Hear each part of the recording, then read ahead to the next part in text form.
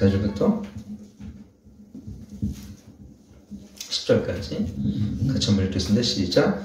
우리의 모든 환난 중에서 우리를 위로하사 우리로 하여금 하나님께 받음으로써 모든 환난 중에 있는 자들을 능히 위로하게 하시는 것이로다. 그리스도의 고난이 우리에게 넘친 것 같이 우리의 위로도 그리스도로 말미암아 넘치는도다.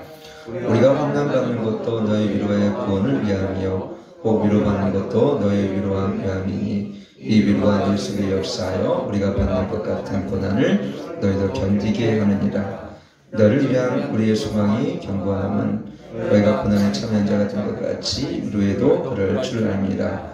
형제들아, 우리가 시행한 환난을 너희가 알지 못하기를 원하니 심에 지나도록 심한 고생을 받아 사할 소망까지 끊어지고 우리 마음에 생성을 받은 줄 알았으니 이는 우리로 자기를 의뢰하지 않고 오직 죽은 자를 다시 살리시는 하나님만 의뢰하게 하십니다. 아멘. 네, 옆에 분으로 주미로 환영합니다. 새로 오신 분 계시면 주미로, 우리 뒤에 계신 두 분 새로 오셨는지 모르겠습니다. 아, 그래요? 우리 박수를 한번. 감사합니다. 주미로. 아, 그래요? 친구인 줄 알았습니다. 그럼 딸이 화가 나겠네요. 엄마는 기쁘고요. 여러분,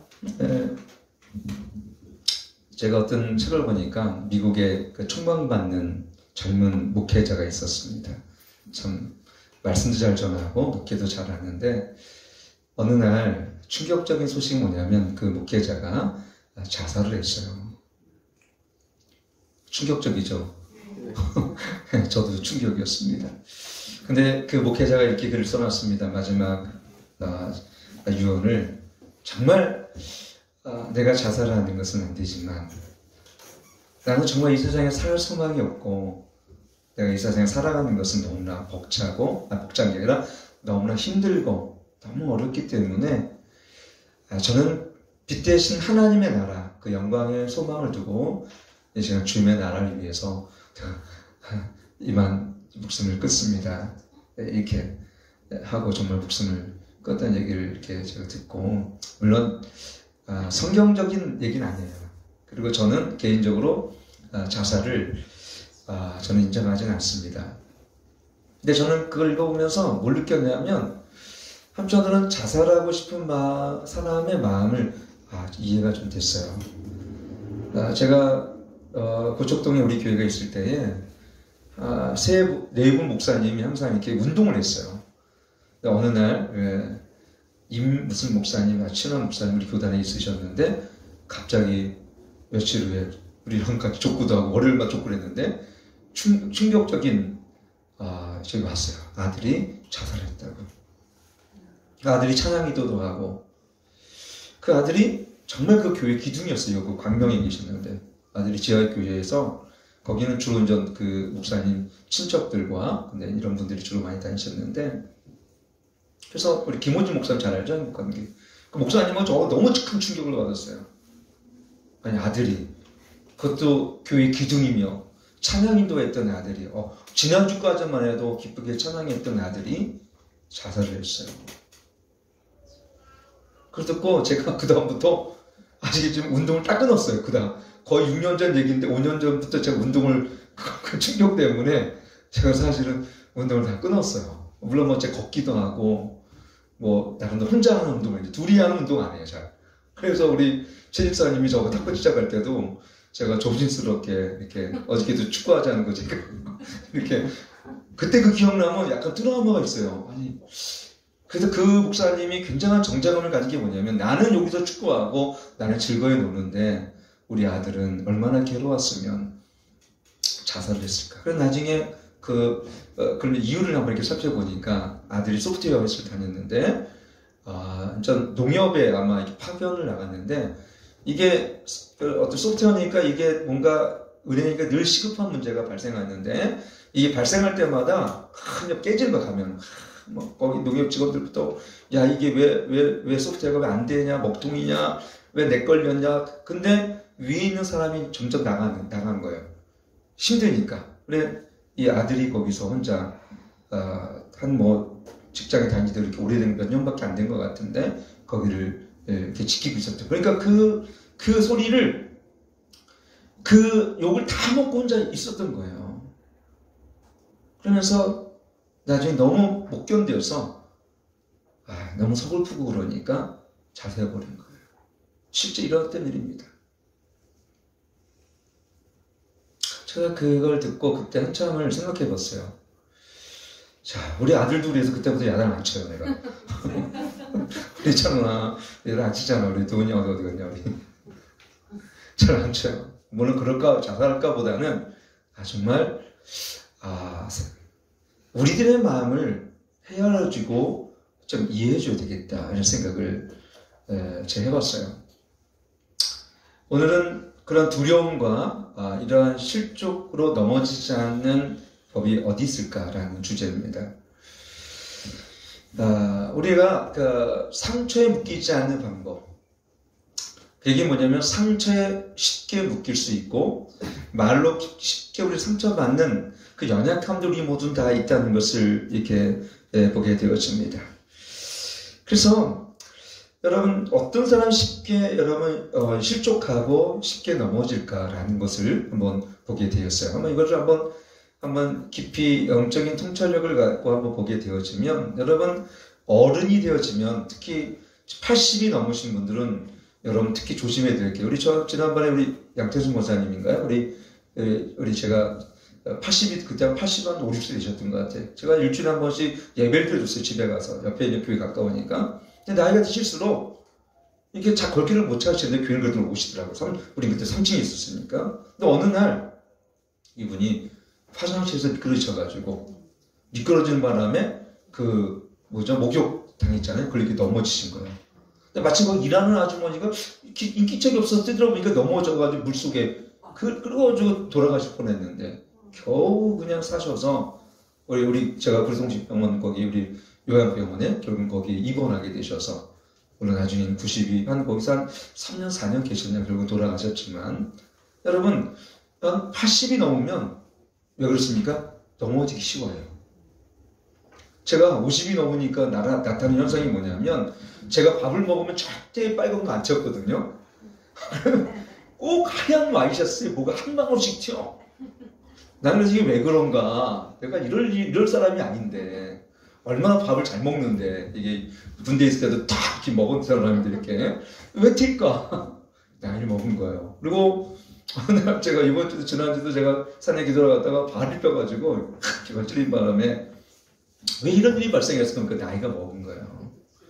축구하다가도 우리 체입사님하고 몇 주 전에 축구하다가 이 정강이 뭐가 그냥 인대가 막 좀 이렇게 끊어지는 것 같은 아픔이 오더라고요. 물론 우리 원주 선생님 올 때 싹 났죠. 그냥 싹 났는데 이런 선생님이 왜 나타날까? 아까 우리 그랬더니 김상호 형제님이 그런 얘기 하더라고요. 아까 저때 제가 그 얘기를 같이 나누면서 목사님 그것은 근력이 약해서 그래요.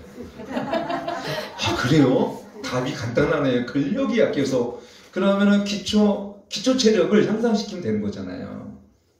근력이 약하고 기초 체력이 약하면 쉽게 넘어진다는 것입니다. 그러니까 밸런스가 깨지는 거예요. 여러분 축구를 잘하는 사람 특징이 뭔지 아시죠? 메시가 키는 작은데 잘 안 넘어져요. 왜? 밸런스가 강해. 잘 안 넘어져.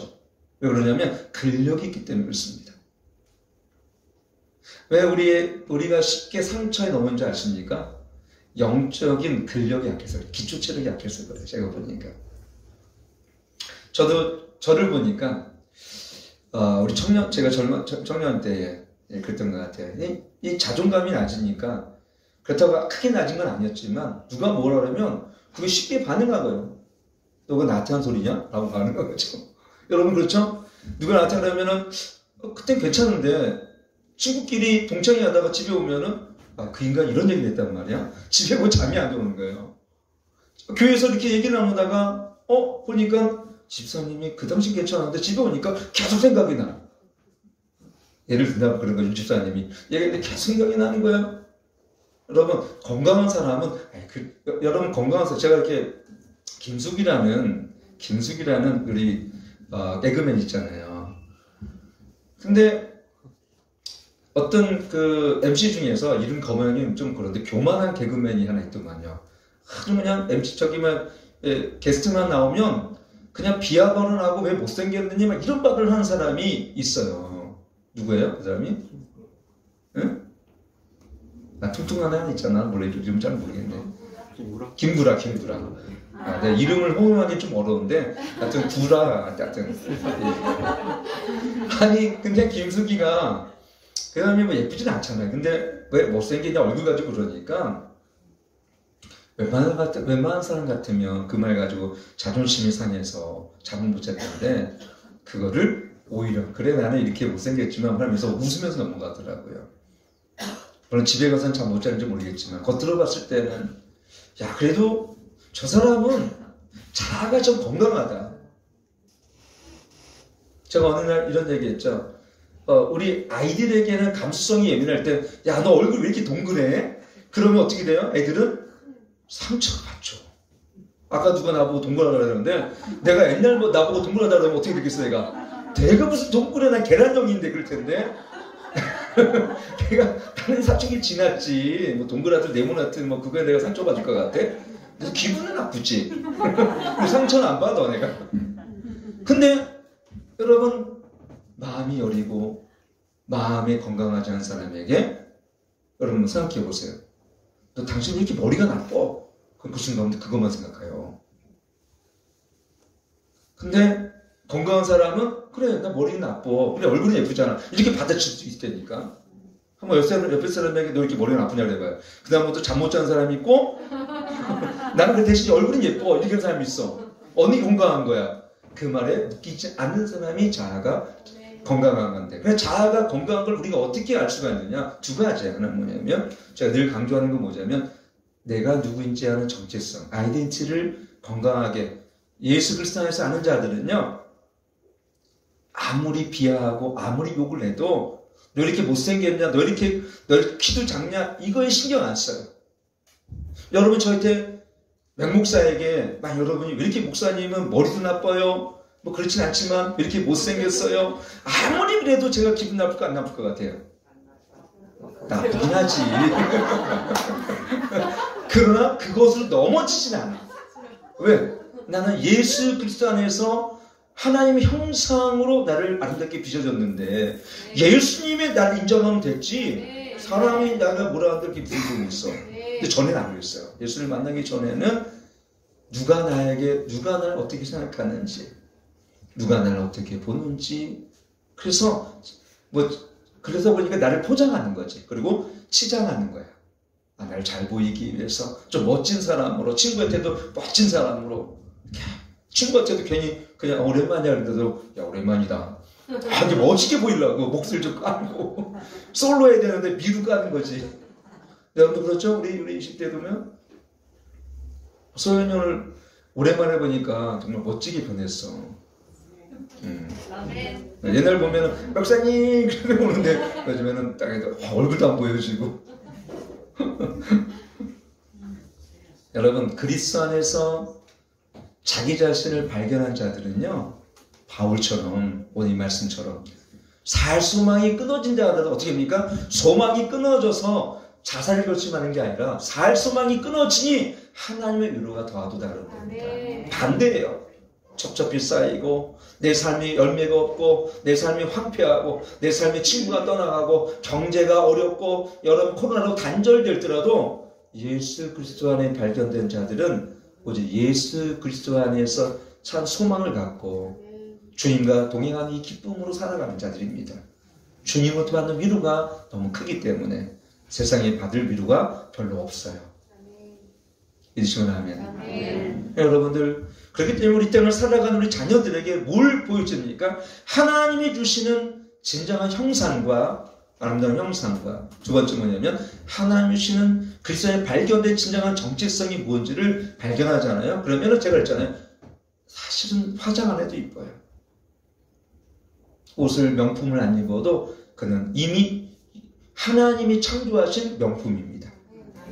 아멘. 그래서 나는 하나님이 창조하신 명품이다. 작품도 아니고 작품도 아니고 명품이야. 여러분 레오나르도 다빈치가 있지 않습니까? 다빈치가 그린 그림은 발로 그려도 적어도 1000억이야. 왜? 다빈치가 그렸기 때문에. 하나님이 우리를 뭐예요? Made in God. 하나님이 우리를 창조하셨어. 그때 얘기하잖아요. 그러면 됐지, 경빈아. 이거 제가 아무리 모르도 제가 저기 조는 것은 자존감이 강하기 때문인지 모르겠지만 어쨌든 꿋꿋하게 줘라. 그게 뭐예요? 딴 사람 같은 벌써 목사님들 왜 그러지 하고 벌써 교대 안 나올 법한데 하나님의 자존감이 이걸 자존감이 하나님의 정체성이 올바르게 돼 있는 거예요. 그래서 졸란 얘기는 아니에요. 깨란 얘기지. 자존감인데 눈치가 못 잡으셔도 자존감은 눈치도 있고 우리는 자존감도 있을 줄 믿습니다. 아멘. 네, 다 깨셨어 그래도 보니까 경빈이 얘기하면 다 깨인 줄. 그래서 여러분들 우리가 이러한 말에 묶이지 않고 상처의 이 덫에 묶이지 않기 위해서는 내가 누구인지 난 누구인가 이걸 자녀들에게 가르치고 항상 그래서 내가 요즘에 하가다 할 때 여러분의 이 말씀을요 굉장히 하나님이 주시는 그 말씀의 그 믿음의 말씀들을 드려요 여러분들.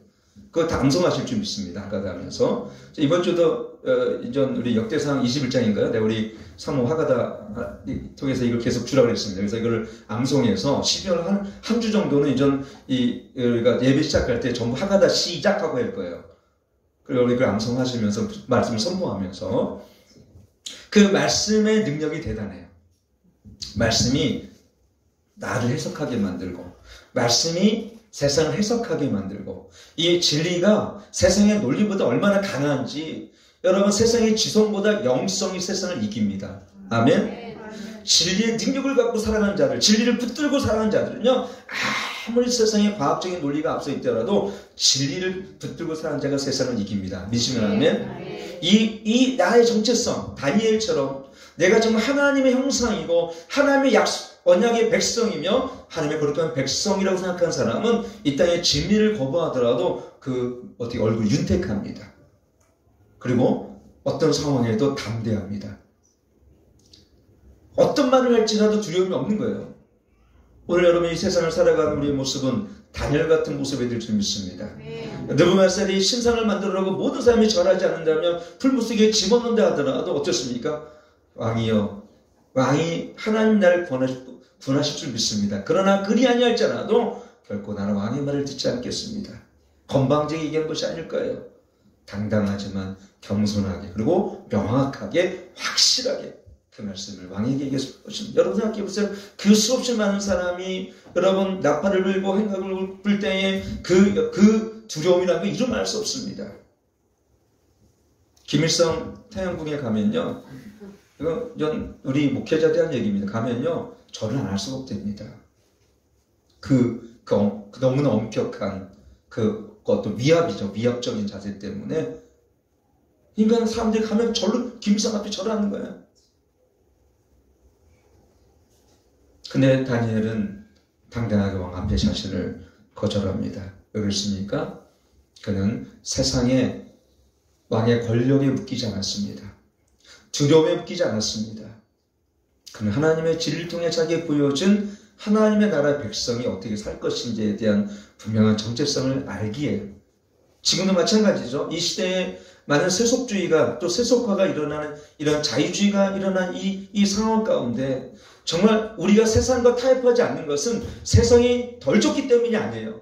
진리가 말하는 그 하나님의 나라 백성들이 우리가 세상과 어떻게 구별되는지를 진리가 말하고 있기 때문에 결국 우리는 세상을 두려워하지 않는 믿음을 가지고 이 땅에 살아가는데 그 두려워하지 않는 믿음은 어디서 옵니까? 진리를 붙드는 우리 힘이 있다는 걸 믿으시길 축원합니다. 오늘 여러분 이 바울이 생각해 보세요. 이런 위협과 뭐라고 얘기했습니까? 이렇게 보면요. 이렇게 했어요. 한번 우리 8절 보니까 이렇게 됐어요. 형제들아 우리가 아시아에 당한 환난을 너희가 알지 못할 원치 않으니 힘에 지나도록 심한 고생과 살수망이 끊어지는 것 같은 엄청난 두려움과 사수이 많은 태월을 2번 하고요. 유라굴라 광풍을 만나고요. 그 다음에 강도와 도둑을 만나고요. 여러분 그를 쫓는 40명의 사람이 있었어요. 그를 죽이고자 했던 사람이 얼마나 두렵습니까? 얼마나 무섭습니까? 근데 그 두려움에 묶이지 않았어요. 왜요? 그 안에는 빛과 같이 하나님이 주는 생명의 풍성함과 진리로 말미암아 여러분 이 진리를 붙드는 자들에게는 여러분 어떻습니까? 두려워하지 않습니다. 난 여러분 이 시대에 두려워하지 않는 믿음을 갖기를 축원합니다. 여러분 그렇다면 우리 안에 이러한 삶을 살아가면서 수없이 마귀는 우리에게 어떻게 해요? 우리를 두렵게 하고 우리는 좌절하게 하고 마태복음 24장에 보면 특별히 제가 언젠가 이 말씀 잠깐 나눈 것 같은데 거기 보면은요 킹제임스 버전으로 좀 읽었으면 좋겠어요. 거기 보면은 킹제임스 버전 있나요? 거기가 더 좀 정확하게 나온 것 같아요. 24장 9절 10절 보게 되어지면 아니면 그냥 읽겠습니다. 이거요? 같이 읽겠습니다. 시작. 그때 사람들이 너를 황량에 남겨주겠으며 모든 민족의 미움을 받으리라. 그때 많은 사람이 실족하고 서로 배반하며 넘겨주며 서로 미워하고. 여러분 그때 보면 많은 민족들에게 예수님 믿는 이유 때문에 미움을 받으리라 했어요. 그때 많은 사람이 어떻게 한다고요? 실족한다. 왜 실족합니까? 이러한 정치적인 또 환경과 이런 문화들이 점점 우리가 교회를 다니기 어려운 환경으로 조성이 되어지고 환난과 이 핍박과 우리 예수님이 말씀하셨던 것처럼 초대교회에도 이런 환난이 있었죠 사실은.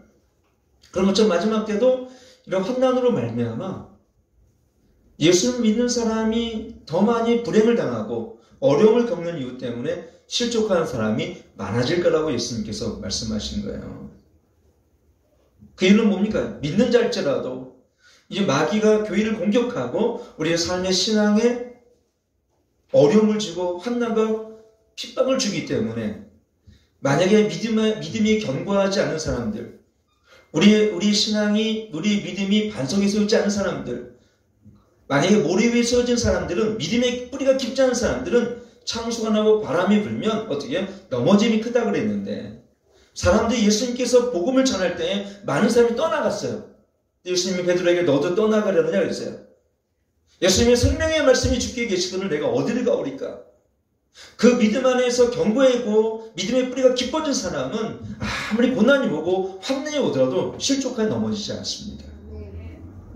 정말 우리가 실족하게 넘어지지 않는 방법은 여러분 큰 태풍이 부는데 산의 대부분 약한 나무는 다 넘어집니다. 뿌리가 깊지 않은 나무, 그래 가지가 썩은 나무 이런 거 다 부러지거나 넘어집니다. 그건 뭡니까? 우리 연약성을 얘기합니다. 이 시대 우리가 살아가면서 말씀에 깊은 뿌리가 없고 신앙에 깊이 뿌리가 없고 종교생활을 하시는 분들은요 마지막에 대부분 다 넘어집니다. 그래서 인자가 올 때 믿음을 간절 보겠냐 말씀하셨어요. 그럼 어떻게 됩니까? 우리 믿음의 기초인 체력을 우리가 신앙인으로서 우리가 어떻게 영적인 기초를 든든히 해야 됩니다. 어린아이 같은 신앙이 아니라 이제는 청년과 같은 아니면 장성한 분량으로 점점 어떻게 해요? 자라가야 됩니다. 성숙과 열매와 갱신과 변화와 이걸 지금 우리가 이루어야 됩니다. 그러기 위해서는 어떻게 됩니까? 우리의 삶의 습관들이 여러분 생각해 보세요. 음식을 매일 인스턴트식만 먹고 그런 사람은 기초 체력이 약해집니다. 그럼 어떻게 돼요? 두 가지를 얘기해요. 하나는 음식을 잘 섭취해야 돼요. 두 번째는 어떤 것을 해야 됩니까? 뭘 해야 됩니까? 쉽게 얘기하면 트레이닝을 해야 돼요. 우리 안에 기초 체력을 증진시키기 위해서는 뭐 걷기를 한다든가 아니면 달리기를 한다든가 우리 김상호 형제님은 이게 보니까 막 마라톤을 열심히 하신다 그러더라고요. 그리고 이게 저도 푸시업을 매일 합니다. 푸시업을 매일 하고 그 다음에 걷기도 하고 나름대로는 웨이트 트레이닝을 합니다. 제가 스스로를 합니다. 왜냐하면 그래도 기초 체력이 있어야 되니까. 근데도 제가 50이 넘어가니까 이게 밸런스가 좀 깨지는 거예요. 밥을 먹을 때 이런 넥타이 안 하면 이게 뭐 보니까 글쎄가 이게 뭐예요? 꼭 앞치마를 달라고 요즘에 저는 진짜 앞치마 안 하고도 한 방울도 안 흘렸어요. 그래서 제가 보니 눈은 좀 더 좋아졌는데 밸런스가 좀 깨트려진 것 같아가지고 왜 그런가 봤더니 내가 이 기초 체력이 많이 떨어진 겁니다. 우리 신앙에도 마찬가지예요. 여러분이 기초촉이 떨어진 증거가 뭔지 아십니까? 남에게 쉽게 웃긴다는 거예요. 말에. 그리고 쉽게 상처를 받아요. 근데 하나님 이 은혜로 말미암아 덮여진 자들은 어떤 것입니까? 그 말이 아까 김숙처럼 그래 나 얼굴 못생겼는데 어때서? 그런 거야. 여러분 그렇습니까? 여러분 누군가 여러분들을 조금 상심하게 하고 말로 상처를 줄 때 여러분 어떤 반응이십니까?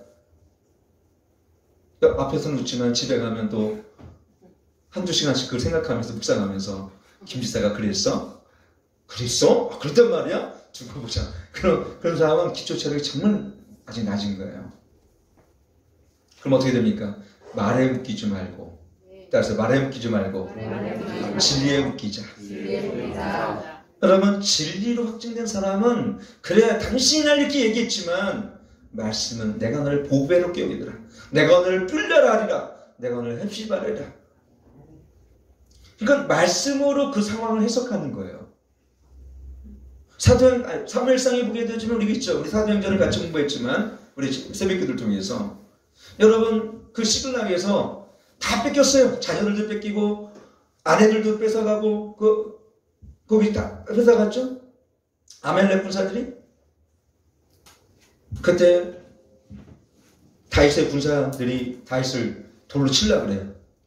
웬만하 같으면은 담대하지 못한 사람은 기질적으로 야 이거 도망가야지 하고 도망가거나 아니면은 같이 멱살잡고 야 니네들이 내가 너희들만 아들 낳으면서 400명 왔을 때 빚지고 원통하고 도망갔을 때 내가 먹여주고 재워주고 했는데 너희들 이럴 수 있어 라고 감정적인 대립을 할 텐데 감정적인 대립은 신앙의 기초가 약한 거예요. 근데 다윗은 어떻게 했습니까? 하나님을 힘입었더라 그랬어요. 궁극파였지만 하나님을 힘입었더라. 이게 진리 안에 훈련되는 사람의 특징입니다. 말에 사로잡힌 것이 아니라 하나님께 사로잡힌 자들은 먼저 하나님께 어떻게 한다고요? 여러분 맞습니다. 마음이 또 마음이 기초 체력이 약한 사람의 영적인 체력이 약한 사람의 특징은 뭐냐면 쉽게 짜증이 나고 쉽게 혈기가 나고 쉽게 분노하고 왜요? 제가 그랬으니까요.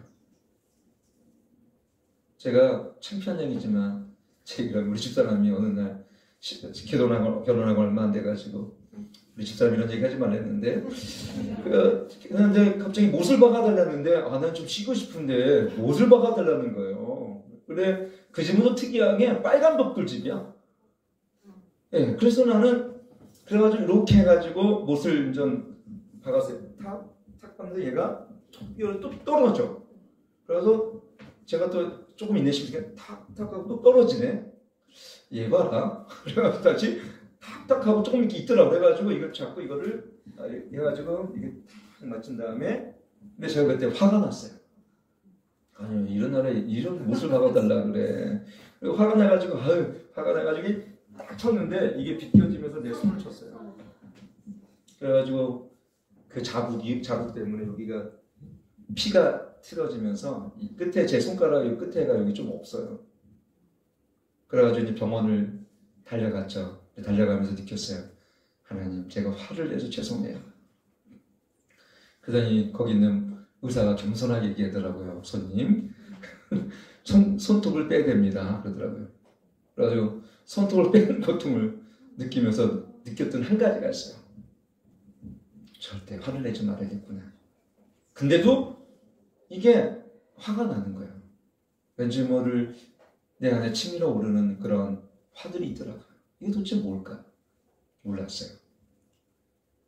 근데 나중에 복음을 만나고 성령 세례 받고 은혜를 받으면서 이러한 마음들이 누구나 있는 거예요. 근데 이것이 기도하고 말씀으로 제 자신이 깨트려지면서 생겨난 게 뭐냐면 점점 이것이 없어지는 거예요.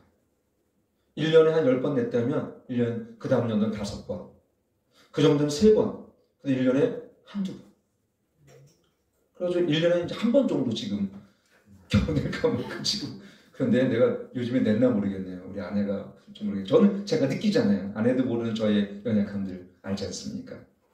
여러분 요즘에 혈기나 분노 자주 내시나요? 전혀 상관없이 달려. 여러분들은 어떻습니까? 아마 자신에게 물어보면 우리 이명자 입사님은 잘 화를 안 내실 것 같아. 너무 인상 좋으셔가지고 부부싸움 좀 하세요 했더니 거의 안 싸우시는데 한 번도 안 싸우셨어. 아들도 정말 얼마나 착하신지. 그러면 또 하나님 특별한 저런 분들은 하나님의 일반적으로 주신 성품이 있어요. 예, 그런 것들. 우리 또 최경지 집사님 아버님도 아마 그러시지 않나. 그리고 아버님도 보니까 어머니와 거의 싸우지 않으시는 것 같아요. 예, 일반적으로 주는 선한 성품이 있어요. 근데 중요한 건 뭐냐면 선하기 때문에 천국하는 건 아니에요, 사실. 그죠? 선한 기준으로 천국한다면 그 선은 뭐냐면 자연적인 성품에서 선한이라는 것은 뭐냐면 그걸 어떻게 해요? 환경이 열악하면 다시 화가 나요, 사실은. 근데 복음만에 주어진 의인으로서 그러니까 복음을 통해 주신 하나님의 의를 가진 자들, 그리고 복음 안의 말씀으로 빚어진 자들, 하나님의 영상으로 새로운 본성이 주입된 자들은요, 다른 게 뭐냐면 점점 자기가 죽고요, 나는 죽고 내 안에 예수가 충만한 사람들은요, 내가 화를 내지 말아야 되는 게 아니라 화를 내지 않는 게 나의 성품이 돼요. 죄를 질 시간도 없을 뿐만 아니라 죄 질 생각도 없는 것이 나의 성품이 되어져. 그것이 점점 성화의 과정을 거쳐서 우리는 어떻습니까? 좀 더 이게 성장하는. 그래서 우리는 경건의 모양이 중요하지 않아요. 경건의 능력이 중요합니다. 이 경건의 훈련이라는 것은 뭐냐면 말씀을 하다 하고, 여러분 저 스스로 한번 임상시험도 해봤어요. 진짜. 말씀을 하다 하고 말씀을 기도하고, 그래 하루에 2시간 기도할 때, 3시간 기도할 때, 4시간 기도할 때 달라. 한 시간 기도하면 감사가 나와요. 하루에 2시간 기도하니까 화가 잘 나요. 3시간 정도 기도하잖아요? 그러면 어떤 현상이 나타나냐면 내 안에 평안이 하루 종일 평안해져. 거의 하루 종일 평안해지고 기쁨이 있는 그때부터. 기도의 능력이 내 안에 임하고 성령이 주시는 그 능력과 임재로 3시간 정도 기도하면, 특히 방언으로 기도하고 왜? 내 안에 영적 어둠이 살아있기 때문에. 왜 화가 나냐면 어릴 때 받은 상처들, 이 쓴뿌리들, 경기는 아직도 졸고 있니? 그래서 이 상처들이 계속 생각나니까 눌려있으니까. 근데 2시간, 3시간 기도하면 이 기도에 통하여 내적인 돌파가 이루어지는 순간에, 첫째 돌파는 뭐냐면 외적인 돌파가 아니라 내적인 돌파는 뭐냐면 나를 화를 내게 안 하는, 내가 화를 내는데 화를 낼 상황에 화를 내지 않는 거예요. 그때 내가 기도하고 있더라고요. 주님, 내가 참 부족합니다. 전에는 먼저 화를 내고 나중에 기도했거든요. 지금은 반대예요. 기도하고 나중에 그걸 해결하게 되더라고요. 물론 여러분, 우리는 조금씩은 성향에 따라 기제가 다르지만 이것이 우리 안에 기도가 주는 내적인 평안입니다. 그리고 기도가 주는 내적인 돌파입니다. 이게 없이는, 내적인 변화와 내적인 돌파가 없이는 외적으로는 전혀 영향력이 없어요. 왜? 화를 내버리고 짜증을 내고 분노를 표출하는데 여러분 전도가 되겠습니까? 전도 되는 게 이상한 거지. 그래 안 그래요, 여러분들? 동의하십니까? 믿으십니까? 그럼 여러분들 뭐가 먼저입니까? 사실은 이 상처에 대한 반응, 감정, 말에 대한 느낌들, 이 모든 것은 그 사람의 문제가 아니라 결국은 나의 연약성, 그 다음에 나의 자기 중심성, 세 번째 뭐냐면 나의 쓴뿌리들이 문제라는 겁니다. 저는 제가 이걸 알아요. 그래서 이런 과정을 통해서 쓴뿌리를, 이 감정이 건강해지고, 데이비드 스미스가 이제 그 책을 이렇게 잘 썼는데 보면 감정이 건강해지만이 어떻게 돼요? 내 안에 감정이 건강한 만큼 사람들의 관계가 건강해지고, 감정이 건강해지게 되어지면 이 내적 자아가 건강해지면 그때부터 어떻습니까? 연민하지 않는 믿음으로 가요. 연민하는 믿음은 뭐든지 자기 흡수를, 자기화가 되어 있기 때문에 모든 것이 같은 눈물을 흘리더라도 기쁨의 눈물이 아니라 슬퍼서 흘려요. 복음을 들어도 그래, 주님, 저는 이렇게 불쌍한 자예요. 다 자기 중심이야. 근데 건강한 사람은요, 그리스도의 중심의 삶으로 바뀌어지고, 그리스도의 중심의 삶이 바뀌어진 증거가 뭐냐면 나 자신을 깊이 있는 것들을 부끄럽지 않게 오픈할 수 있어요. 여러분, 교회에서 우리가 간증하라면 저 부끄러워서 못해요. 여러분, 우리 자신 안에 있는 연약함들을 드러내는 것을 어려워하는 것은 뭐냐면 아직도 우리 감정이 어떻게 돼요? 감정성이 약하거나 아직도 믿음 안에 성숙한 단계에 오지 않았기 때문에 그래요. 근데 우리 그것도 그러나 이해해 줘야 돼요. 저도 그랬으니까. 그러나 감정선이 어느 정도 상처가 치유되어지고 복음 안에 주어진 자기 정체성을 아는 사람의 특징은 그다음부터 어떻습니까? 자기 자신의 약함을 자랑해. 오히려 약함 중에 왜 나의 약함을 그게 중요하지 않아. 약함 중에 강함 되신 주님을 중요한 거야. 내 은혜가 내게 족하도다. 하나님이 우리를 그렇게 약하다는 것을 인정하기 시작할 때에 왜요? 주님은 나를 약하기 때문에 함께 하시고 내가 연약하기 때문에 주님을 붙들고 약하기 때문에 주님을 의뢰하며 약하기 때문에 주님을 붙드는 믿음 안에 살기 때문에 그러니까 우리 약한 건 당연한 거예요. 넘어짐도 당연한 겁니다. 다윗도 넘어졌고요. 모세도 넘어졌습니다. 노아도 나중에 어땠습니까? 술 먹고 취해서 그냥 홀라당 먹고 잤어요. 노아가 잘못한 거지. 그런 실수와 연약함 속에 우리는 다 있어요. 건강한 사람은 그렇기 때문에 두 가지를 용서하는 뭐냐면 자신을 용납해요. 내 자신을 용서합니다. 그래 나는 연약한 자야. 근데 어떤 사람은 강박관념을 갖는 사람들은 자기 자신을 용서하지 않아요. 실수가 한번 하게 되면 이랬어? 그래서 자해를 합니다. 완벽증을 갖고 있고 그리고 다른 사람이 또 그걸 강요합니다. 그러니까 거기서 관계가 깨지는 거예요. 근데 자아가 건강할수록 어떻습니까? 나를 용납하고 두 번째 나를 용납을 하는 사람은 다른 사람은 그때부터 용납을 할 수가 있어요. 나를 용납하지 않는 사람 또한 자기는 또 잘 용납하는데 자기 사람은 전 용납하지 않는 사람도 있어요. 이것 또한 밸런스가 깨진 겁니다. 그래서 우리 안에 항상성이라는 기능이 있죠. 온도가 낮아지면 높여주고 너무 올라가면 낮아지는 이 항상성의 기능이 인체에 다 있습니다. 우리 신장에는 콩팥에는 이러한 뭐랄까요? 이런 우리의 이런 독소를 제거해주는 역할을 해줍니다. 간도 그렇지만 우리 안에 있는 이런 들어오는 것들을 면역력을 높여주고 독소를 제거해주는 것이 뭘까요? 이게 뭐냐면 말씀의 능력과 성령의 능력입니다. 성령이 내 안에 말씀을 역사하기 시작할 때에 우리의 영적인 체질은 더 강해집니다. 그리고 담대해집니다. 연약한 자가 강해집니다. 부끄러운 자가 어떻게 해요? 수치롭고 수치스러운 자들, 자기 정죄감에 있는 자들이 성령으로 역사를 성령이 충만하기 시작하면 어떻게 됩니까? 이 모든 것을 은혜로 해석하기 시작하고 사람들 은혜로 덮기 시작하고 진리의 능력을 통해서 해석하게 되다 보니까 모든 상황이 하나님의 주권에 대한 인식 때문에 자기에게 억울함이 오더라도 그래 요셉처럼 하나님이 나를 앞서 보낸 것이야. 이것이 바로 자아가 건강하고 하나님의 주권과 그 섭리 속에서 자기 자신을 치유받은 사람의 뭐예요? 내면의 세계입니다. 요셉은 나중에 뭐라고 해요? 자기를 버리게 하고 인생을 망친 자들을 통해서 형들이요 하나님은 이 악으로도 선을 베푸신 하나님이라고 오히려 그 속에서 하나님을 찬양합니다. 바알과 신은 어떻게 했습니까? 빌립보 감옥에서 자기를 억울하게 한 사람들에 대해서 오히려 그 상황 속에서 억울하다고 막 욕을 섞고 된 것이 아니라 찬미의 제사로 하나님을 영광을 높여드려요. 이것이 진리와 성령으로 변화받는 사람들의 특징들입니다.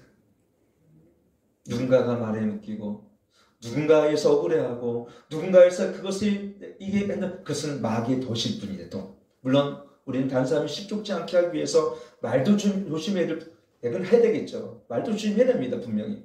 그러나 중요한 건 뭐냐면 여러분 생각해요. 우리가 살아가면서 수없이 많은 사람을 만났는데 다양하고 어떤 사람은 거칠고 어떤 사람은 부드럽기까지 하고 어떤 사람은 투박한데 그걸 어떻게 내가 다 이해하고 담아낼 수가 있겠습니까? 그럴 수 없어요.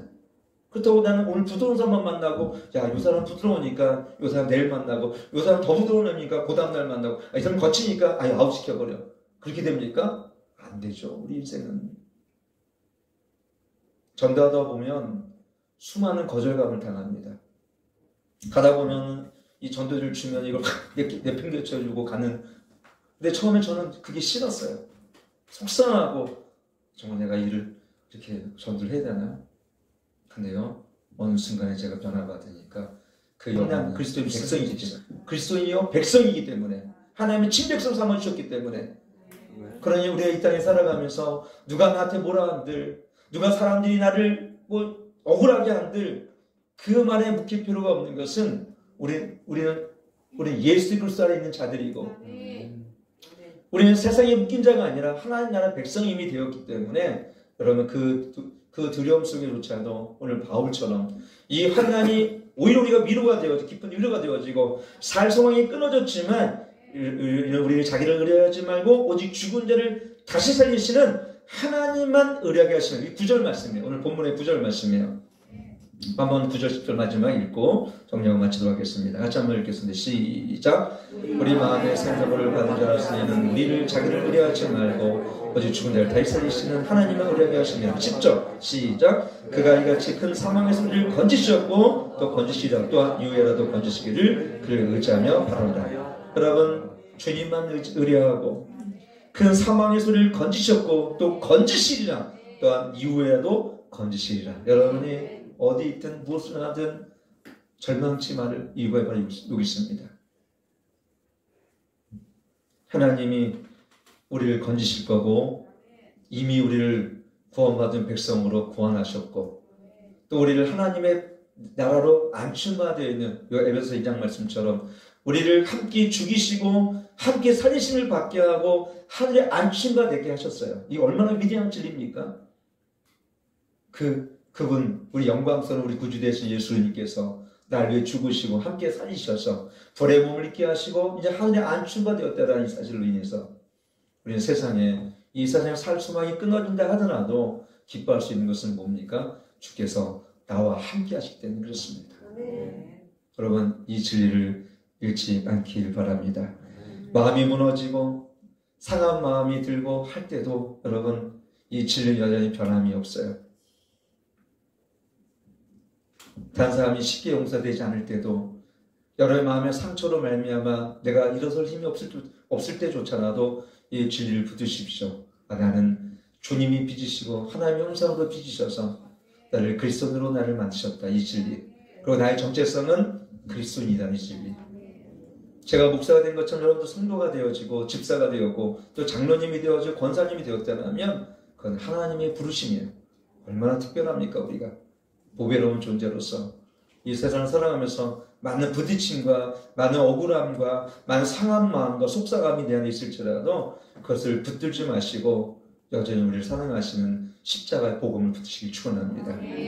그것이 우리가 내가 이 땅에 살아가면서 결국은 이 연약하고 부족한 나의 심령들이 결국은 이 진리로 말미암아 하나님의 속사람이 강해져서 이젠 겉사람이 아니라 속사람의 원리로 살아가게 됨을 통하여 하나님이 이 땅 가운데 요한계시록 말씀처럼 우리를 이긴 자가 되게 하셨어요.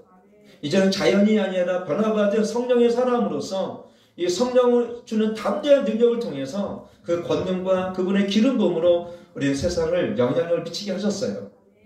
창세기 보면 경작하고 다스자를 부르셨어요. 그래서 그리고 우리 세상에 없는 뭐가 있습니까? 진리의 능력이 있습니다. 믿음으로 붙든 자들에게는 결국 부족함이 없는 이 삶을 이렇게 허락하셨다는 말입니다.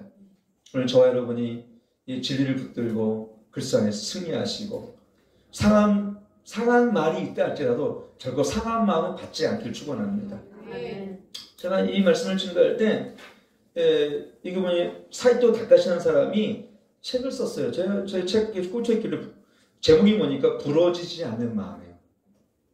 아마 그 내용인지 제가 설교하는 내용과 비슷하겠죠. 근데 처방은 달라요. 거기는 이렇게 두 가지를 썼어요. 마음을 단단하게 하라. 그래서 거기까지 좋았어요. 야, 그래 맞아. 마음을 단단하게 해야지. 두 번째, 타인과 깊이 있게 사귀어라. 그래 맞아. 타인과 깊이 있게 사귀어야지. 근데 세 번째가 영 글러먹었어. 뭐라 그랬냐면 깊이 사귀기 위해서 술자리를 함께 하라. 그래서 이건 아니지. 그래서 이 책을 보니까 나는 누가 선물했는지 왜 이 책이 내 방에 있는지 모르겠지만 나는 이게 뭐 좀 뭐랄까요 크리스찬 서적인지 알고 읽었던 거예요. 그랬더니 사이토 다카시라는 일본 사람이 그냥 인문학적인 관점에서 그냥 이 책을 그러니까 부러지지 않는 마음, 즉 세상에서 상처받지 않고 살아가는 비결을 세상의 방법으로 쓴 게 보면 마음을 단단하게 하라. 그 다음에 타인과 깊이 있게 사귀되 깊이 사귀게 술자리를 함께 하라. 아, 이거는 아니지. 근데 여기서 배워야 할 게 하나 있어요. 마음을 단단하게 하라는 것은 속사람을 강건하게 하라. 이렇게 바꾸면 됩니다. 두 번째, 타인과 깊이 있게 사귀라는 것은 뭐냐면 하나님과 친밀성과 또 형제와 항상 화목하게 지내라 이겁니다. 그럼 되는 거예요. 그래서 우리는 가요를 들어도 저는 가스펠로 들리지 않습니까? 우리는 이런 인문학도 우리는 하나님의 진리로 들릴 때가 있어요. 참고할 만한 게 있다는 것이면 물론 뭐 이것이 그 이상은 아닙니다만 어쨌든 여러분 오늘부터는 오늘부터 이 얘기를 들으면 실습에 들어갈 겁니다. 누군가 나에게 반드시 상처 줄 거예요. 그럼 어떻게 해요? 말에 묶이지 말고 따라서 말에 묶이지 말자. 진리에 묶이자. 두 번째, 속사람을 강하게 훈련시켜라. 왜 트레이닝하는 거예요? 속사람을 강하게 훈련시키는 뭐라고 했습니까? 첫째는 기도로 담력을 쌓는 거, 평안을 얻는 거고 말씀의 능력을 가지고 살아가는 것이에요. 마지막은 뭐냐면 성령으로 충만해지면요 마치 유난히처럼 나의 모든 것을 예수의 보혈로 이렇게 덮기 때문에 웬만한 불화살이 와더라도 이것이 내 마음에 큰 상처를 주진 않아요. 흔적은 남아있어. 근데 그 상처로 묶이진 않아요. 마지막은 뭐냐면 그럴 때 반드시 먼저 한나처럼 통곡하고 그를 위해서 축복하며 기도하십시오. 분인나가 그렇게 했을 때 격통되게 됐을 때 한나는 어떻게 됐습니까? 거기서 무릎 꿇고 여호와 전에 기도했어요. 통곡하며 기도했어요. 눈물로 기도하는 사람들은요 마음에 병든 상처가 생기지 않습니다. 진짜 그래요. 눈물로 기도하는 사람은 어떻게 해요? 그 혼적인 느낌이 생겨나지 않아요. 왜? 이 기도는 결박을 풀고 금식은 흉악의 결박을 풀기 때문에 기도는 우리의 묶임을 풀기 때문에 그래요. 그러니까 여러분 기도의 자리에 기도의 현장이 없는 사람은요 골방이 없는 사람은 늘 마음이 묶일 수밖에 없습니다. 당연한 거예요. 근데 기도하는 사람은 첫째는 성령으로 충만해지고 진리로 충만해지기 때문에 이 마음에 상처가 오게 되어지면 어떻게 됩니까? 진리로 이겨요. 그리고 우리는 어떻게 반응합니까? 감사로 반응합니다. 짜증이 나면 어떻게 하라고요? 감사하십시오. 따라서 짜증이 나면 감사하자. 분노할 때 기도하자.